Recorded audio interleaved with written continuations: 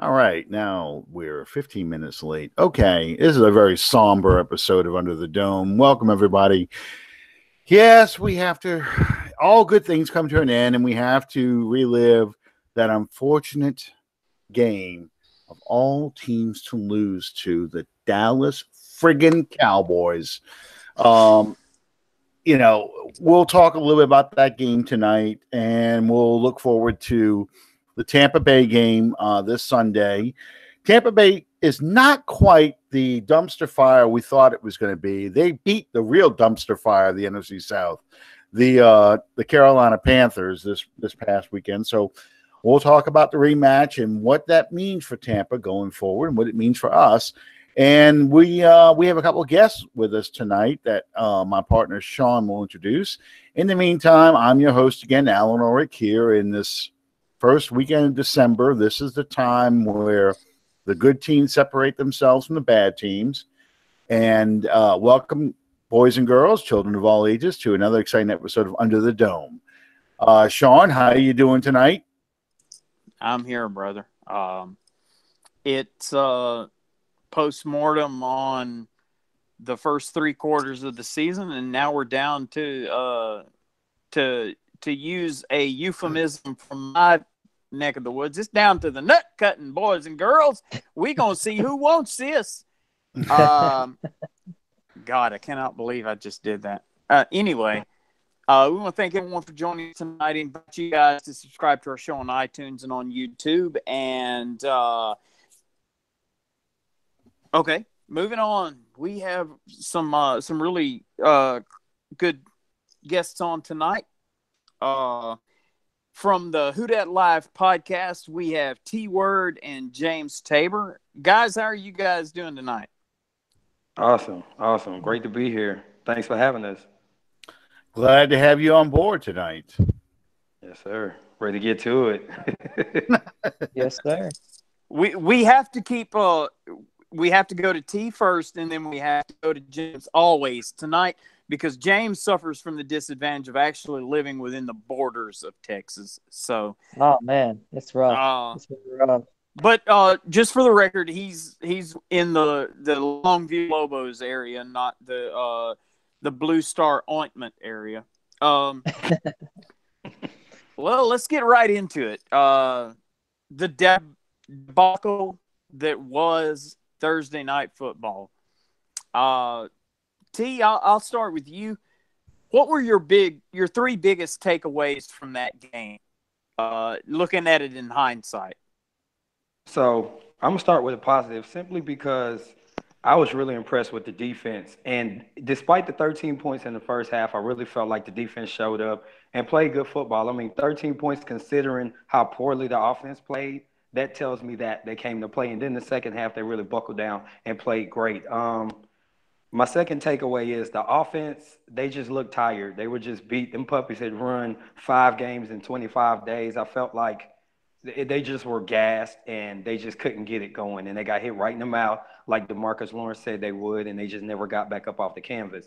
My third takeaway would be we couldn't get that one splash play, really. We got that one big turnover by Lattimore that seemed to be a momentum swing. But other than that, we had nothing. So I felt like we just never really got in sync offensively and defensively to get that game mentality going that they've been having the last few weeks.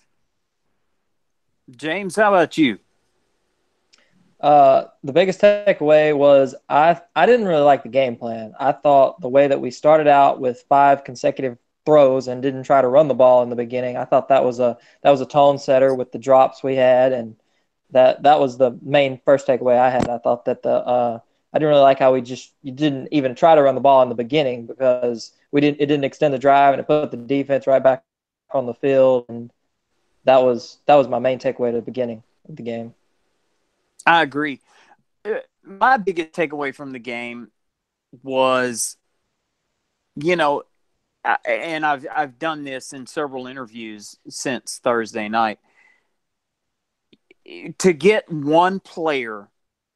You look back at the 5 weeks prior to the Dallas game, you're looking at 40 points, 50 points, 30 points. To get a player to play at that level consistently over a month is the odds against that are almost astronomical.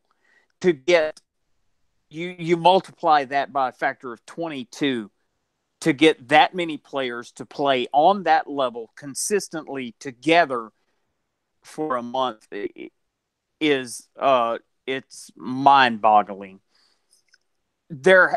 So that being said, nothing against the players that we have. To me, it always goes back to human nature. Sooner or later, there's going to be that game. Drew comes out, he's not as sharp. The receivers aren't as sharp.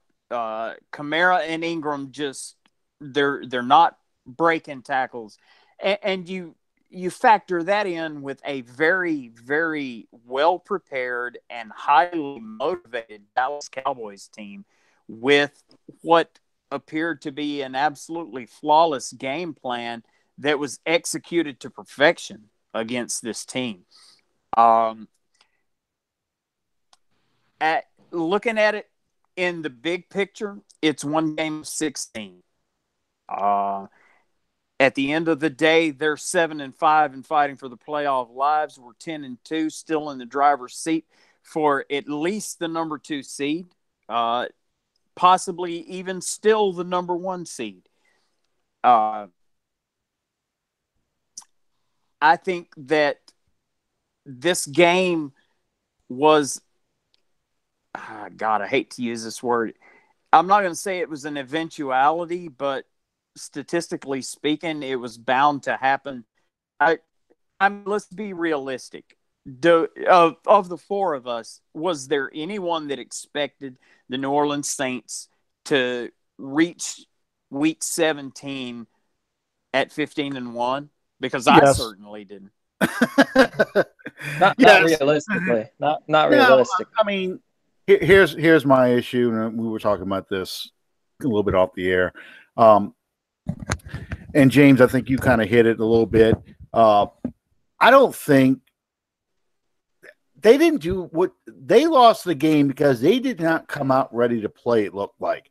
I think T was right with, they looked pretty gassed. They played so many games. You played 3 games basically in 11 days. But those drop passes in the beginning, they don't drop passes like that in all the other games we've seen. It was like all the things that they normally do were not working, so it was kind of like, what do we hang our offensive hat on? We hang our offensive hat on the quick slants to Thomas, the little dump-off screens to Kamara, or the swing passes to Kamara, or the screen passes to Ingram. None of that stuff seemed to be working. Everybody was just a step too slow. And when was the last time you saw Unger, Pete, and Warford all struggle blocking in a game? Maybe one guy has a bad game, not all 3. It was just the whole offense just looked out of sync. And as that game went on and Dallas got more and more confident, because I think if we jump on them early, that all that pep talk, all that stuff goes out the window. But they seem to grow in confidence each time we struggled to do anything. Going 2 3-and-outs made them confident in their game plan that we can do what we said we were going to do to this team.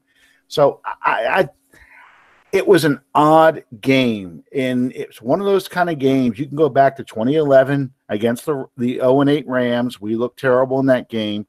2009, against the Cowboys, we looked terrible in that game. It seems to be there's always a clunker that the Saints just come out and just do not look sharp. And y'all two are right. They never got that one play on offense that we're like, okay, now we're going. Now we can roll. I've always said if that offense gets that first down, suddenly it seems to me that, okay, things start clicking now. Things start working. And I don't think Sean Payton even knew what plays to call because he couldn't figure out what was wrong with this team. They couldn't – they just couldn't get anything going. Nothing they wanted to try was working. So, well, you look at the continuity of what this team has been doing. The the gadget plays where you bring Taysom Hill in. How many of those did you see in the first half against Dallas? One, two? Yeah. Uh, and they were kind of ready for him. Yeah. And also the other thing, which to me was the defining play of the game, the 4th and goal when we give it to Kamara up the gut. That could have been, and I think it played out to be a defining moment in that game, because Kamara goes in there, it changes the whole scape of what the game was at the time. Right. Yeah. If I could jump in, I want to add that I felt in that particular situation, if you watch, it was kind of a zone read type of play, RPO, and the linebacker didn't even bother to look at Breeze. If you put Taysom Hill in that situation, you freeze the linebacker. The guy who crashed down and made the play, if you put Kamara in there with Taysom Hill and you run that same play, you actually give him that extra foot that he needed to cross the goal line, in my opinion. I just think it's the right play, but the wrong look. I think he gave that play was designed to kick the offense in the ass, to be pretty blunt. He was mad that we couldn't punch it in. You saw him screaming at Traquan Smith on that little screen, that little underneath route they run. He was screaming at him for dropping that ball because he was open and he could have walked in the end zone right there. So he felt like the offense wasn't focused. So it was kind of that Vince Lombardi thing. We're going to make this work. And you saw the offensive line got no push whatsoever. So yeah, Taysom Hill probably could have made that play work better because you have to buy the fake. But I think for a mental standpoint for that team, it was, are we playing football or what? We got to punch it in, and I'm gonna kick y'all's asses to make y'all play the way you want to play, and it just never happened. It really didn't. Well, I tend to go toward what T started us out with. If you look at it, we got 13 points scored again. How many teams have scored more than 13 points on this defense this year? Yeah. And on top of that, if you look at it, it was almost within the first quarter of the game that those 13 points scored. So that leaves 2 3/4 quarters that they didn't do anything to get into the end zone against this defense. As usual, the Saints defense starts out slow, gives up some points, and then makes their adjustments and kind of gets into their groove. If you had told me going into this that at the end of the night, the Saints defense would have had 3 takeaways and 7 sacks, I would have told you that it would have been a 30-point win. Yeah, definitely. Absolutely. Well, and I agree. I think you look at that Cam Jordan play where Cam not only does the sack, strip, fumble, recovery, but he also draws a holding call all at the same time.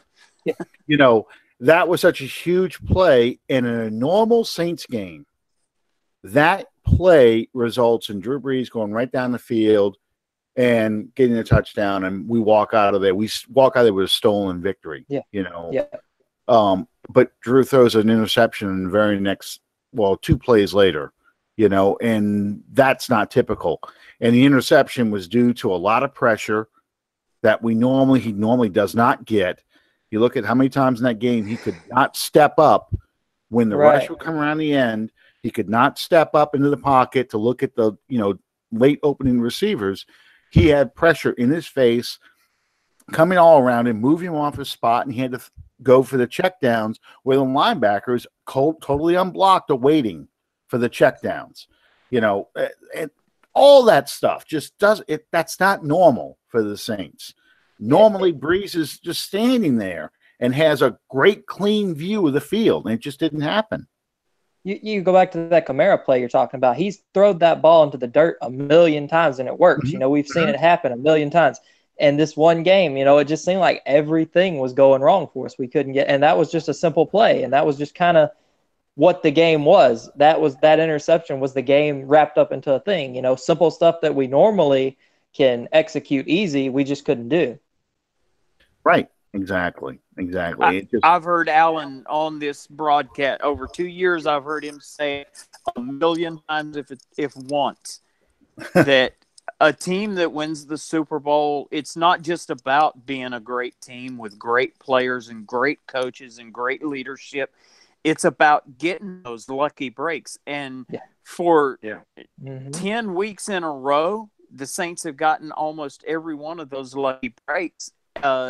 And then some, and they just didn't. And I would be remiss for all those grassy knoll fans of ours.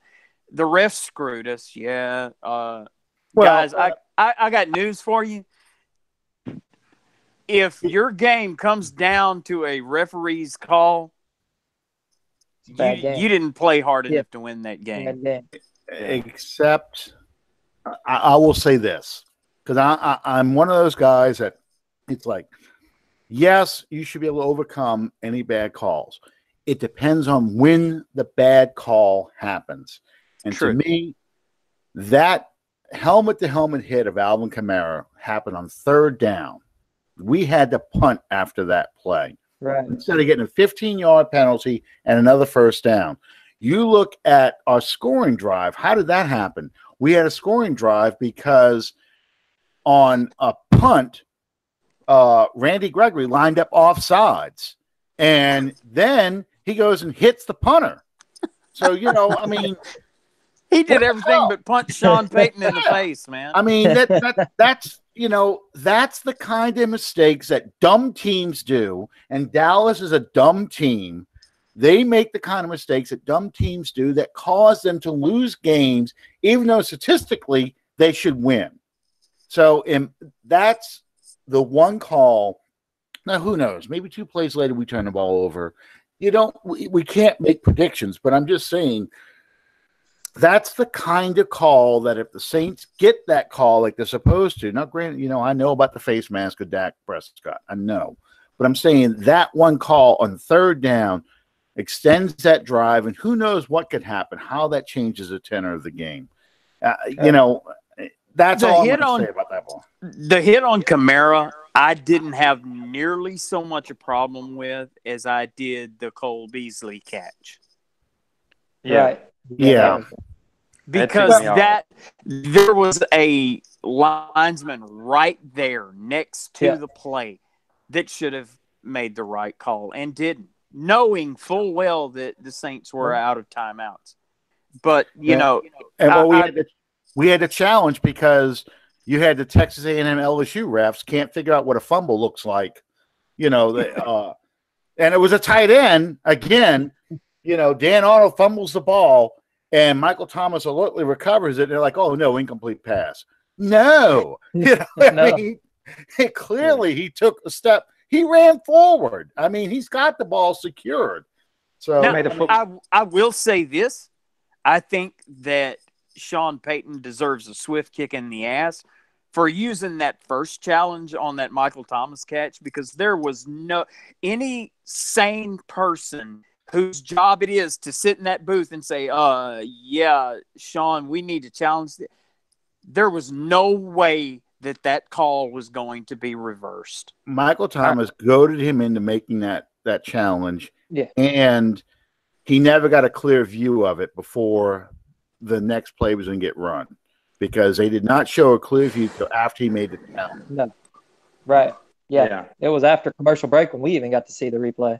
Yeah. Right. Yeah. I'm with Peyton on both the challenges in the first half. Mike was very convincing about, hey, coach, I caught that, and you got to believe in your guy, because the next time he's going to make that catch, and it's going to be secure, and there won't be a need for a challenge. So to me, I'm really upset, but I get what you mean too. It's frustrating because look at the way the game played out. Now you feel like you lost one right there. Yeah. I mean, you got a guy who catches over 90% of his passes.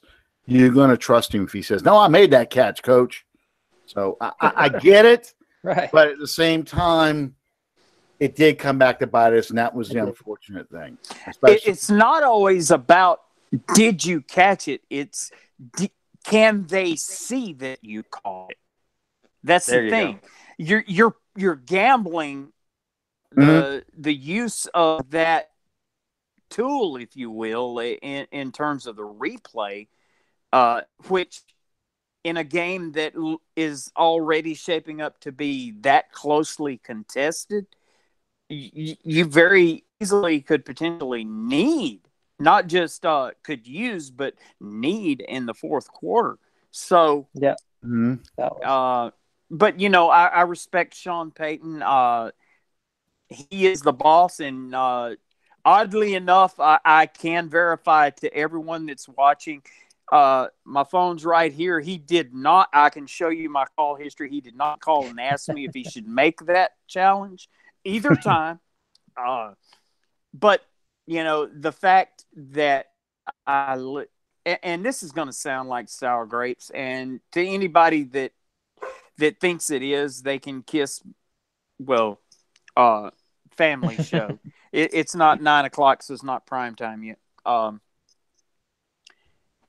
For a New Orleans Saints fan to have to sit and listen to that Fox broadcast by, I don't know, maybe the former franchise 3-time Super Bowl champion, Hall of Fame quarterback of the Dallas Cowboys. No, there's no chance he'd be a homer, is it? To have to sit and listen to that diarrhea coming out of Troy Aikman and Joe Buck's mouth. They show the Saints make a good play. Let's move on to the next one. The Saints get a penalty called, and we got to look at 900 replays of that. It's obvious right there. I cannot stand Troy Aikman calling a New Orleans Saints Dallas Cowboys game. I really got a kick out of him going through the scenarios. Y'all remember this about midway through the fourth quarter? All the scenarios, how Dallas can get 20 points and be up by 2 scores with less than 3 minutes left in the game. You know, Dallas can do this and just put this game away and all this other stuff. I'm like, dude, really? You know, they just need to get a first down, and you're talking about them, you know, scoring a touchdown. So, I can't stand when they do any NFC East games because it's always the same thing. Yeah, no matter who it is. If it's the Giants, if it's the Eagles, the Redskins, it's always the same story with those guys. Yeah. You know, it's the big market versus little market. Oddly enough, I don't have an issue with Buck. I like the way that he does his job. Well, you know, I like morons. They can be easily influenced. But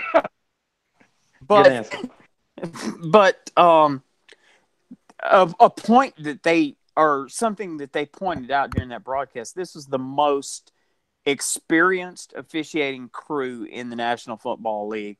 And to see, you know, it's the heat of the moment. Those guys are down there in the action.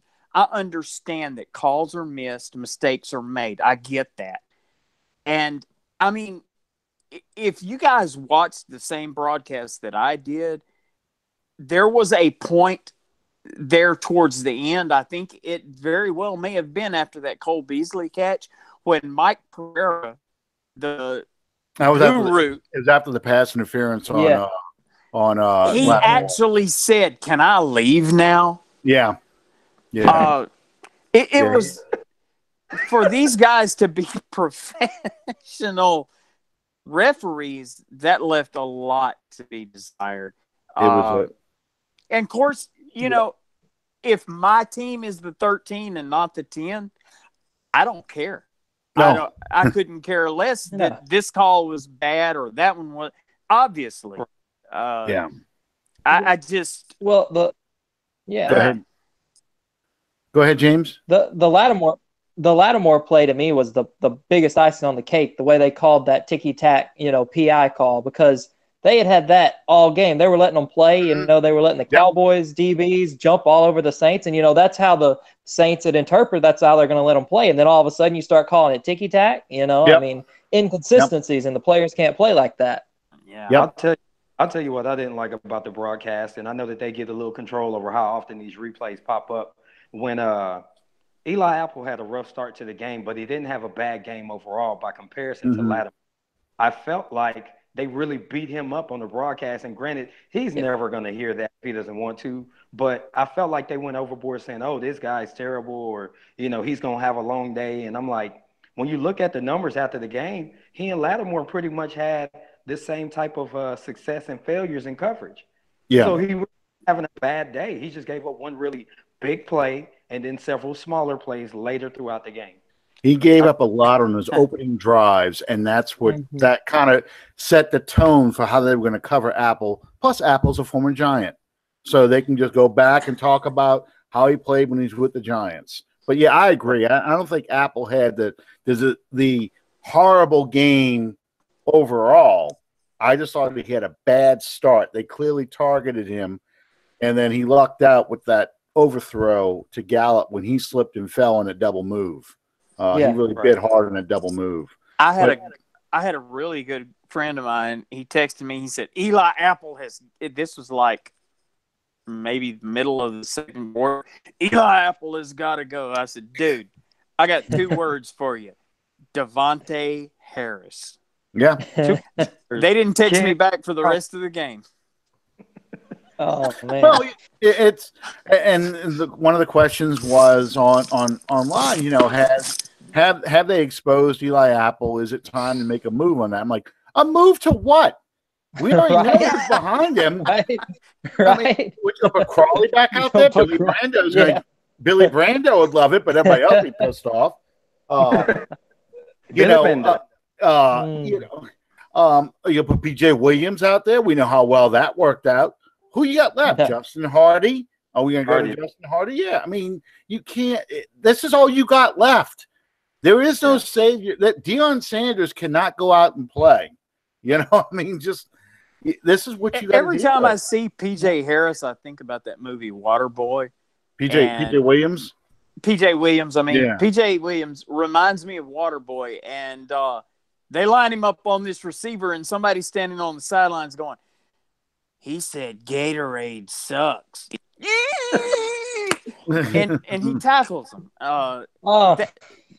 That is PJ Williams' game right there. Because if he doesn't tackle them, they're going to catch the bomb. I take that back. I make jokes. But PJ had a tough beginning to the season. And during that 10-week run there, PJ showed some promise. I don't know if it was so much him playing better as it was them using him in more advantageous positions and sets, but things were looking better. Now, in the grand scheme of things, and this is all, if DeMarcus Lawrence said this, it would be some more bulletin board material. But all I can tell Dallas, congratulations. You came out, you kicked ass. Congratulations, you're 7-5. You're still fighting for your playoff life. Mm-hmm. We're 10-2. Guaranteed at this point in the season, competing for the top 2 positions in the playoffs. You guys impressed me. I didn't think you had it in you. You really want to impress me? Come to my house in January and do it again. That's what I've been telling all these Cowboys fans out here. You gonna play us again. You're gonna play us in the dome, and you ain't scoring 13 and staying in the game. You better score at least 30. The Saints are gonna put that up when it's in the dome, because that's a different game. It's a different style. They'll play completely different. Let's go ahead, T. Go ahead, T. Oh, just piggybacking off of what James was saying, you come up to the dome, it doesn't matter who shows up, you're going to face a well-rested team versus a team that's in their 5th game in less than a month. 25 days, 5 physical football games. They caught them at the right time, and it's perfect because the defense showed, even when the offense isn't clicking, we can do something. But then you're going to have to come see us at home, fully rested, ready to punch you in the face. Yeah. That's what I think. And my thing is, okay, let's throw the penalties aside. let's throw the flat offense aside. And we're going to look at the critical play in the game in the fourth quarter.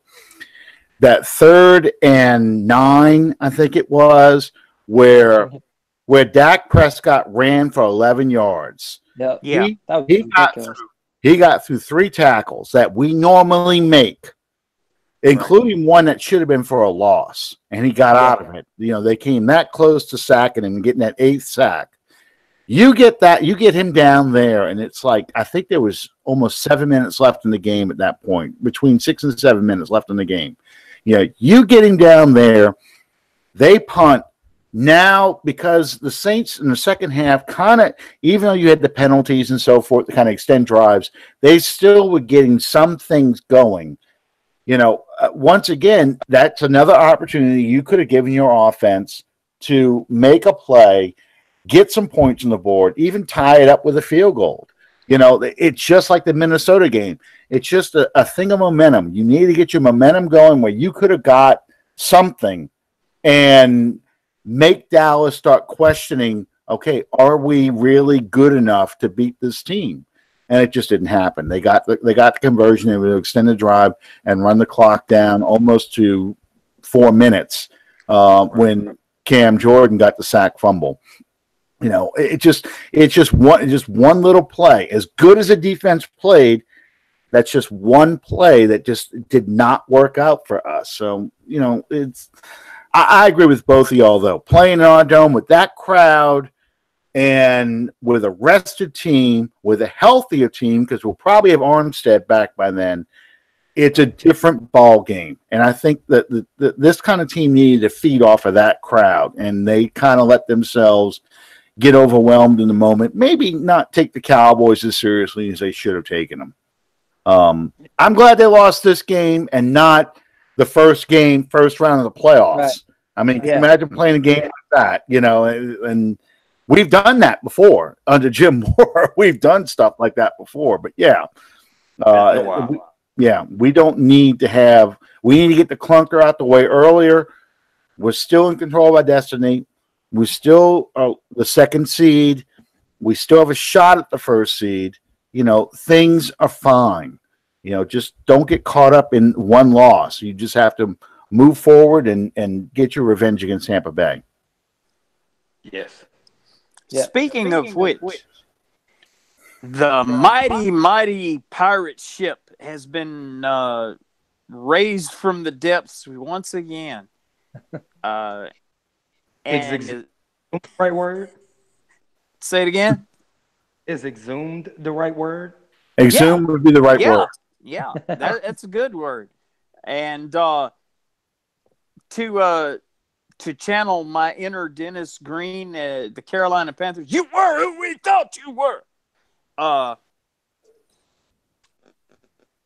Hey, we saw this weekend, if you watched all the games this weekend, you saw a lot of the unbeatable teams kind of play some not so good at games. I mean, you saw the Rams, they came pretty close to losing to Detroit till Detroit became Detroit again. But Detroit did give them a run for their money for a little while in a game that should have been an easy one for them. Yes, you had Chase Daniel start for the Bears, but the Giants came back and beat, the Bears.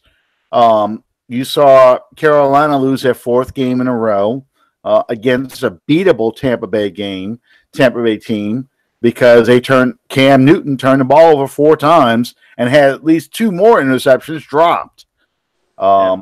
It just, I saw a lot of games where the season is starting to wear on these teams that have won a lot of games or trying to get into playoff position.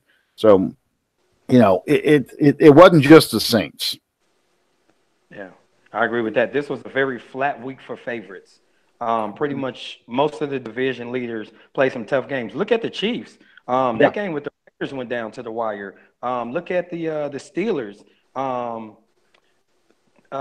New England struggled a little bit. So when you think about it, this was a wall week for a lot of the favorites. I think a lot of teams came in tired, sluggish, and just thinking like, hey, man, we got to get through this last stretch and keep our playoff seeding and get to the dance. I think that's what happened. And some teams got caught slipping, namely New Orleans and the Bears.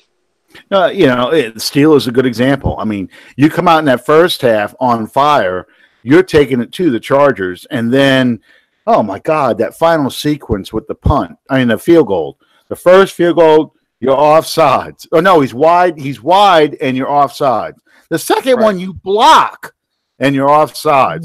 Then you're offsides again, and they kept moving it closer and closer and closer, and they got the field goal. I mean, if I was Tomlin, I would have run out in the field and strangled that guy right there on the field and left his body there at Heinz Field as a lesson to the rest of the team. They were one penalty away from the ref just doing a Jimmy Graham slam dunk, saying, "That's all you get." Yeah, I'm just telling you. But meanwhile, the absolute epitome, the picture example of what an NFL quarterback should be, got his coach fired on his birthday. Happy birthday, Aaron Rodgers. You get to pick the new coach. But just a little caveat, we need to kind of hip you to the fact that we're paying you everything, so we can't pay a new coach anything. We can't get you any really good players to put around you, so you better be damn good. Yeah. Lights out, buddy. Hey. Yeah. As I said, when I found out about McCarthy being gone, there was a lot of fans who were ready for McCarthy to go too. A lot of Packer fans. So it wasn't just Aaron Rodgers. But, yeah, that's about as close as you can get to an NBA situation in the NFL. Aaron Rodgers and Mike McCarthy were not getting along. And if Aaron's not happy, the team's not happy. And you got to find a coach to make Aaron happy. Well, I got news for you. If you remember back to that draft when the Packers took Rodgers, he was forecast as being a one of the top guys, and he was the number one overall pick. Yeah, and kept slipping and kept slipping down. I tell people all the time, when stuff like that happens, when you got somebody projected to be like up here, and they do all of this research. Normal people would not believe the research that goes into the NFL draft, a team choosing a player. When they do all of this legwork on that, all these teams start falling. Well, no, we don't. That is for a reason. Right. Reuben Foster, a couple of years ago, people in the first 2 and 3 picks were salivating over him. Yep. And he fell. And where is he now? These people, that stuff happens for a reason. These guys make their living doing that. A lot of people don't agree with that locker room stuff, but it is a very real aspect of this game. That's right. Yeah. Yes. But they're always going to point to Randy Moss. Randy Moss is one of the glaring examples of a guy who kept slipping and slipping and slipping because of his off-field troubles, and he turned out to be a Hall of Fame player and a solid player for most of the teams he played for. It's only a couple of times did you see more of the selfish Randy Moss. Like you look at the scene against the Redskins where he left the field early because the game was over, or his time with Oakland. But other than that, you look at New England in his first few years in Minnesota, clearly he's the guy that, did not blow up. He turned out to be a stud.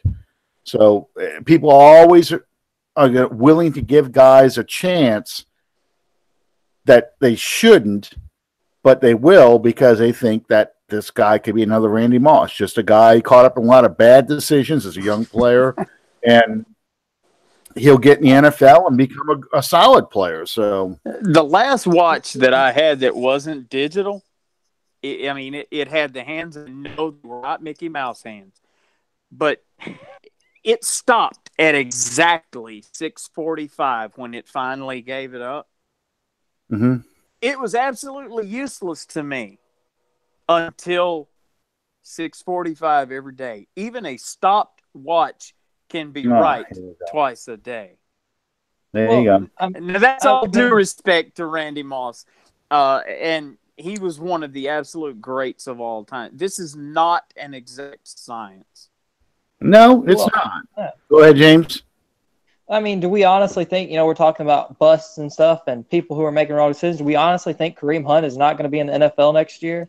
People are going to get him because he's talented and he's a player. And, he's a knucklehead, but people are going to bring him to his team that are desperate for a running back, and they're not going to want to pay 16 to 17 per for a Le'Veon Bell when they can give this guy a redemption deal and get him. Talent outweighs what you do on the field for a lot of teams, and it shouldn't, but it does. And that, like I say, it's not going to work out because he's obviously a problem, and he's probably going to have a incident. This wasn't his first incident. He had one back in January. I mean, so it's a repeat offender, but they're going to give him a chance, just like they gave Reuben Foster a chance. And it's going to keep happening until finally you get an Aldon Smith, and he's ran out of chances. But the NFL is going to keep doing it because that's just the way it works. Then he'll just have to go to the Dallas Cowboys. T, what the halfway house of the National Football League. Yeah.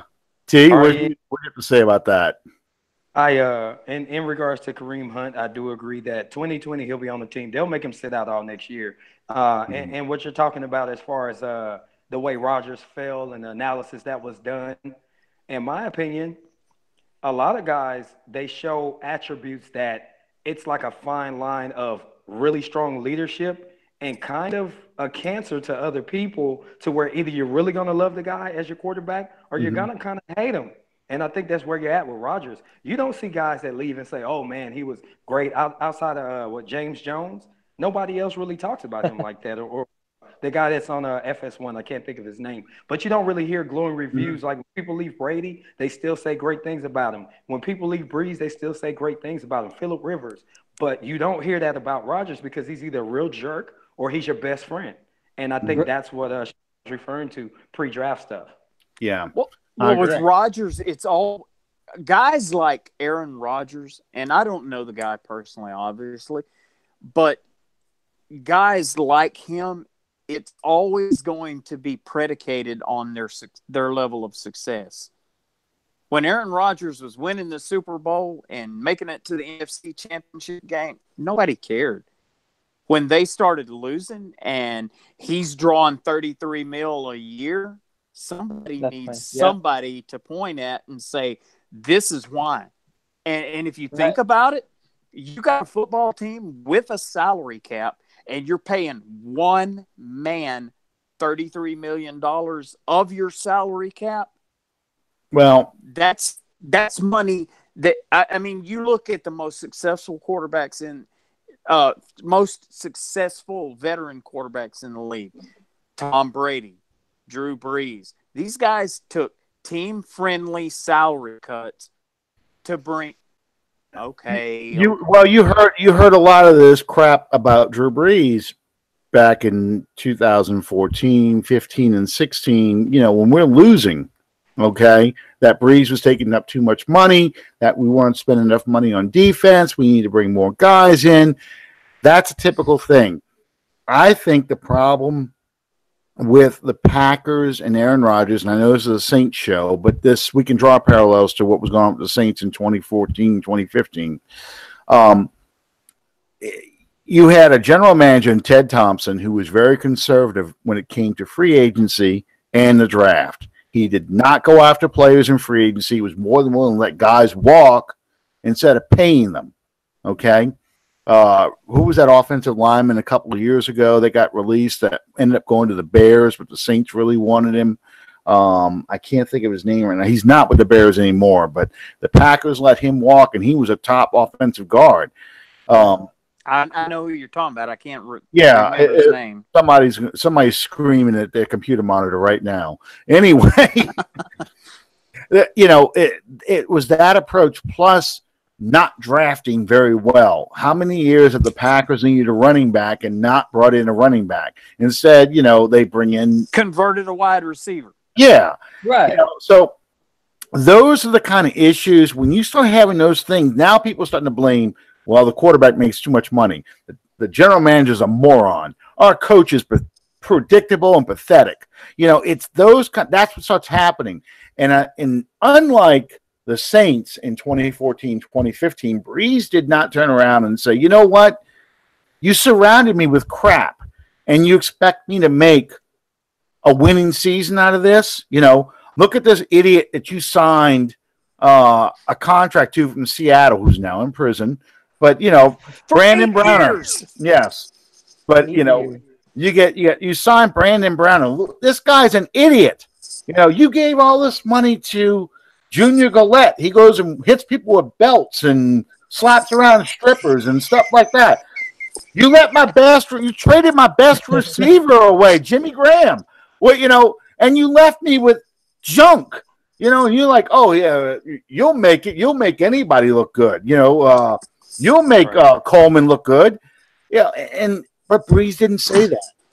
Breeze just, I like my teammates. I love my coaches. I love my team.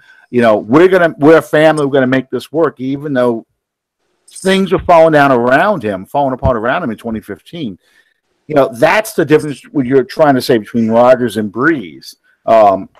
Breeze does not let that come out. He may vent to his wife at home, but he does not let that be known to his teammates. He doesn't let it be known to his coaches, and he certainly doesn't say it to the media.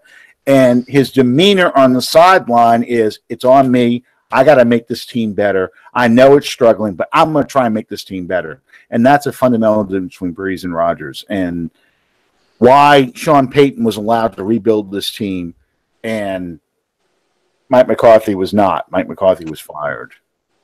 Right. Well, to take this to another different quarterback, think about what happened with Ben Roethlisberger. They're on a win streak, and he's over here throwing his receivers under the bus, and they're on a win streak. Yep. That's why my favorite website of all time on YouTube, I should say, my favorite YouTube page, Urinating Tree, does a great sequence. Oh, that's the name of the. I want everybody to go to that site. Go Google Urinating Tree on YouTube. He does a soap opera called Days of Our Steelers, and he talks about the Steelers game and the never-ending soap opera. Oh, he's got a great name for Roethlisberger, but you know, he talks about the never-ending soap opera that is the Pittsburgh Steelers, and he goes on some incredible rants about them. He must be a Steelers fan, but he does a whole profile on the week's worth of games, which are really entertaining. He does a thing called Tank Bowl. You know, whenever you have, you know, like say the Arizona Cardinals play the 49ers. Oh, it's Tank Bowl. You know, and then he says, and you misunderstand the purpose of Tank Bowl. Tank Bowl is you're trying to lose. You know, and somebody starts trying to win the game, and you're not supposed to do that. But and he does one other one that's really entertaining. This weekend. Yeah, well, he does this week, but he does Saxonville Alley, which he has his fake British accent and talks about all the stupid things Jacksonville has done over the week. And I encourage everybody to go Google that on YouTube. It's very entertaining, very entertaining. Well, you made mention of the Steelers, and they are on the horizon. Not that I'm shortchanging or overlooking the Buccaneers in any way, but I mean we've already seen them, and there's not going to be anything new to that. And it's a revenge game for me. We gotta kick their teeth in because we owe them. Oh yeah, at their house. Yes. Yeah. And you know, we've talked about this with Gene on here before. Mm-hmm.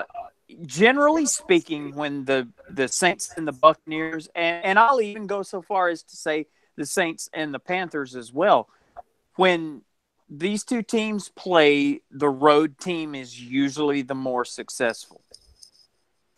I think Tampa had spent the entire offseason gearing up for that first week's game. That was, we talked about this earlier in the season. That was equivalent of their Super Bowl. They were going to make a statement. and go out there and do something. I think they're playing with a little confidence because they beat Carolina, but we owe them a punch in the face, and I want to punch them hard. I want Jameis Winston to get back to giving his turnovers like crazy. I want them to pull him, so they got to put Fitzmagic in there, or hope they got Fitzmagic, and it's really Fitztragic. I really want to put it on them because I think that we have to take I told this story a long time ago, and I promise I'll let you guys talk in a second, but let me tell this story real quick. You'll like this one. Bobby Hebert likes to tell this story about Jim Finks, how cheap he was. And when Ironhead Hayward played for the Saints, he had incentives built into his contract. And whenever he got close to hitting a certain incentive, whether it's a number of touches, yards, touchdowns, whatever, suddenly he wouldn't get the ball very much. Suddenly Buford Jordan's getting the ball a lot more. And that was because Mora didn't like the fact that Hayward was not in control of his weight. And Finks didn't want to pay him. So, and Ironhead got wind of that. Ironhead was convinced that Finks was never going to pay him. So every week before a game started, since he was a blocking back, he'd pick out a player on the defense and say, "You're Jim Finks today." Well, this particular game, and he proceeded to beat the hell out of this guy. This particular game was against the Seattle Seahawks, and I want to say this has got to be 1988. I think that was the one in the Kingdom. Anyway, Brian Bosworth, the Boz, was on the team. And Hayward pointed out to Bosworth and said, "You are Jim Finks today. Get ready, because I'm pissed." And he proceeded to hit him over and over. Even if the play wasn't coming towards him, he'd still take a shot at him.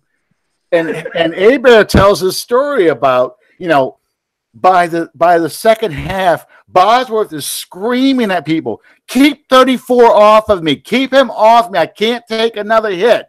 Keep." And Hebert's laughing about this, He's like, somebody stop 34. And, so I want the Saints to come out Sunday against Tampa Bay and say, "You're Dallas today. You're DeMarcus Lawrence. You are the guy I want to punish because we lost that game." And I want them just to physically pound the hell out of them. I want, McCoy and JPP and David, who I love, but I want those guys to have grass stains on the back of their jersey, not the front of their jersey, because if you got on the back of your jersey, it's not a good day for your defense. That means you've been laying down a lot. And I really want to see a good physical, hard punch in the mouth and them screaming, "No mas, no more, no more." Anyway, y'all join in. I figured y'all like that story about Hayward. Hayward's got some funny ones. I have to. We need to hire Yost from Remember the Titans as our defensive coach. Oh yeah, because he'll tell them, "If they gain a yard, I'll take every last one of you out." Mm-hmm. Exactly. But it's going to be a tough road ahead for this Saints team. I've told people since prior to the Dallas game, those 45-point games, those 50-point, that's gone. You got 4 games left, 3 of which are division games. Mm-hmm. You're going up against opponents that know you better than any teams in this league because they have to play you twice a year. Yeah. The only other one is going to be at home in the Dome, Christmas Eve, I believe, in 23rd. Mm-hmm. Yeah. Right. Against the Pittsburgh Steelers, who are a absolutely atrocious road team this year. And they're like... They're schizoid. You don't know what you're going to get. Schizophrenic. You don't know what you're going to get with them. Yeah. And I'm not talking about from week to week. I'm talking about from drive to drive. Exactly. Yeah. And at this point, we just found out today, I believe, James Conner suffered a high ankle sprain over the past weekend. I don't think there's much chance that they're going to swoop in with Le'Veon at the last minute. Good enough for him too. But just kind of sort of sitting back and speculating, how do you see these last 4 weeks playing out? T, you go first. All right, so we're looking at revenge game Tampa/Dallas. That's how I'm looking at it now. Somebody tweet Mike Thomas. You got Dallas again in Tampa. You got to beat them up. But the Tampa game, I feel like this team is going to come out fired up because they got a lot on their mind. They just got their teeth kicked in, and then this team beat them in week 1, and they had a chance to come back and win that game, and they just couldn't get it done. The defense is playing lights out, and I think that continues, and we see Jameis the pick machine return because there won't be a chance to run the ball with Peyton Barber, and the Saints will get going. Now, then you get Carolina, and I believe the first one is on the road. I'm a little about that. Depends on what's been locked up by the time that game comes. But in my opinion, the Saints want to finish 14-2 and give themselves the best chance possible to be a number 1 seed. So this team is now refocused. So I feel like they'll beat Carolina in a close game on the road. I feel like the Steelers that show up in New Orleans on Christmas Eve will not be the team that's blown out the rest of the NFC South. It's going to be the team that we saw play the Chargers. They might get going early. Late in the game, the Saints are going to take control and win that game, maybe by a touchdown, maybe 10 points. That last game against Carolina at home, total blowout, because we need that win and we need to make a statement because then we're going to be off the next week. So that team needs to come in and prove to everybody we are the team to beat in the playoffs, not LA, it's us. And I think that's how the rest of the season plays out. James, how about you? Well, Sean, I know you had said something about that the Tampa Bay Buccaneers are the same team that they always were. Well, I noticed last Sunday they've got another starting cornerback by the name of Devontae Harris out there starting for them right now. That inspires fear in me that somehow Devontae Harris will get matched up with Michael Thomas. That's Christmas come early for Saints fans. Yes, indeed. And I'll go a step further. Traquan Smith, that rookie will make an absolute fool out of Devontae Harris. I'm curious to see if this is the week we get Brandon Marshall back in the game. I fully anticipated that he would be activated for the Dallas game, given the timeline of when he came in. Yeah.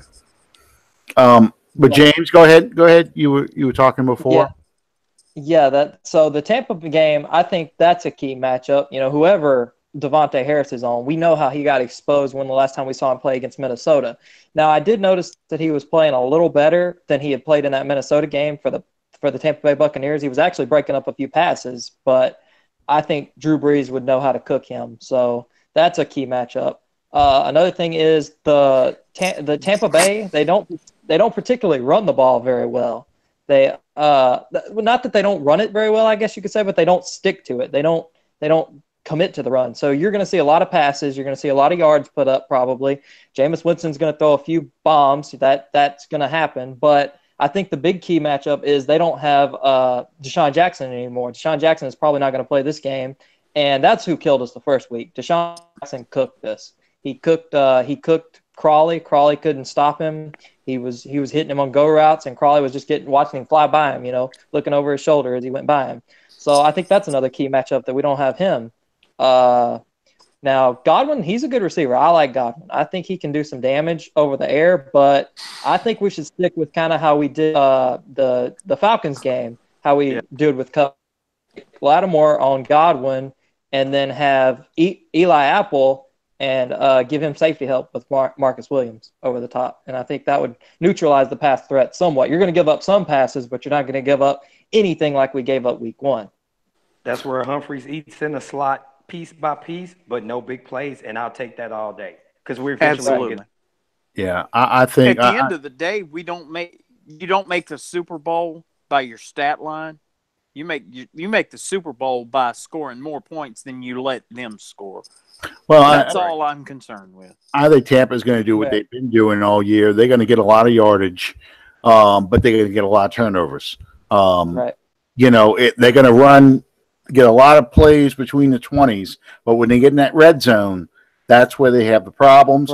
And I think the Saints are going to be successful in the red zone, but the Tampa Bay will have to settle for field goals or just turnovers. And that will be the difference in the game, because you look at this Saints defense, and this is what y'all were talking about with the Dallas game. You look at the last two games between the Eagles and the Cowboys games. They had like 13 sacks between the two games. I think they sacked Wentz 6 times, and they sacked Prescott 7 times. Yeah. They've forced 5-6 turnovers in the past 2 games. They've forced more turnovers over the past 4 games than they did in the first 4 games of the season. So you're seeing the defense is becoming more opportunistic, and they're shutting plays down when they need to. They're getting a great rush from Cam Jordan, as always, Sheldon Rankins, and now even David Onyemata is starting to make some plays. And then I think you can start to see now Davenport starting to get back into that football shape again, where he's going to start getting the pressures. He's going to start making some more plays again, because I think he's getting over that toe injury. So, that's where, and of course, the linebackers are playing so much better now than they played beginning of the year. That whole front seven really, I think, is going to give Tampa a lot of trouble. But be prepared to give up some yardage plays. It's just you keep them off the scoreboard. Can I co-sign your point here? I've got saw from Saints Wire I want to share. So over the last 4 games, the last month, the Saints have allowed 13 points per game on defense, only 289 yards per game total, and they've been only allowing 33% on third and fourth down percentage combined, and they've had an average of 3 takeaways a game. And in the last month, they've averaged 5 sacks per game. Well, over the last 4 games, that's 20 sacks in 4 games. That is good, because it's leading all those categories. They lead the NFC playoff teams. Yep, that's it. People get bent out of shape, and I do too. When they do convert a big third down, you just want to get them off the field and get Breeze back on the field. But compared to what you've seen in the NFL this year, you go back to that Rams-Chiefs game when nobody could stop anybody unless they force a turnover. You look around the league, nobody is playing shut-down defense. Everybody gives up plays. The key is, and this is where the Saints are getting better, and this goes right to what you were saying, T, they're getting the turnovers and the sacks at important times in the game where it makes a difference to the outcome of the game. And I think that's what they'll do this week. And if we win this game, we have the NFC South won. No matter what Carolina does, we win the South, because it becomes mathematically impossible for Carolina to win the South if we win one more game. Yeah. So, and I think that's a good motivation for them to win this week. Oh, yeah. All right. We thank you guys for joining us tonight. We're getting close to the cutoff time. Start with you, James. Tell everybody how they can follow you on social media. I have a Twitter page, and you can follow me at All About Saints 9. That's my Twitter. You can follow me on Facebook at James Tabor if you'd like, and the other ones I don't get on enough, so there's no point in following me on them. All right. T, tell us all your follow information as well as all the projects that you have going on. So right now I got a handful of things going. You can find me on social media. Just look up T-Word. I'm out of friend space. I'm at 5,000. So you got to like my pages, just like the T's Corner page. You got T's Corner on Instagram, and it is THEUSC_T on Twitter. And right now we've got the Who That Live podcast is myself. It's James Tabor. We've got Carla Thompson-Fairley, TK Theory. We have a great little show that we just started up. And then, of course, I got the NFC South Blitz, where we cover the entire South. And we found the coolest and best Falcons, Bucs, and Panthers fans we can find, and we do a show once a week. I'm impressed you found a Falcons fan. Okay, that's an oxymoron when you say the coolest Falcon fan. Come on now. Oh no. We do have a cool Falcons fan. I can't rip him too much. When he shows up on our show. Yeah, Josh is good. Josh is awesome. Yeah. But Josh has also told me on more than one occasion, I'm done with the NFL. So yeah, well, Josh and I had some fun after. You just like Josh because he's a Roll Tide homer. Yeah, I can deal with that. But I'm saying Josh and I had some fun the other day because I after the Georgia-Alabama game, I did the old meme with the two Spider-Men. He's got the who can blow a bigger lead, Georgia or Atlanta.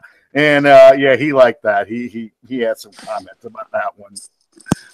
Oh man, the going 4th and 11 tie ball game at your opponent's 49-yard line, and you fake a punt. And in my mind, I can hear the music going down, and seeing somebody standing there in bib overalls with a piece of wheat sticking out their mouth, going, "Hold my beer and watch this." I was those little boys in the head saying, "Hell yeah, go for it!" Hold my beer. We want to thank T-Word and James Tabor for joining us tonight. Can't wait to get you guys back. Want to thank my tag team partner, Alan Ulrich, and thank everyone for joining us tonight on the Under the Dome podcast.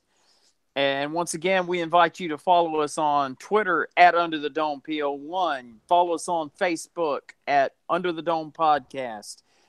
And you go to those places and you can find all the rest of our follow information. And with that, I'm going to send it back to you, Alan. All right. Well, it's time to start a winning streak again. Like I said in the beginning, it's good that we lost now and play that kind of game now as opposed to the playoffs, because there's always the next Sunday. In the playoffs, there is no tomorrow, to quote Apollo Creed. Yeah, so let's start our winning streak. I personally think we go 3-1 over the next 4 games, only because I think if the Bears don't win Sunday, the Rams will probably coast through and stick at 15-1. So go Bears, go Saints.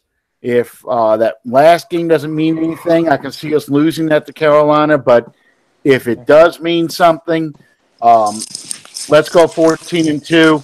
Lock up that second seed, maybe that first seed, and have the road to the playoffs go through the dome. Thank you guys for joining us. We'll talk to you next week on Under the Dome. Good night, everybody. Thank you, guys.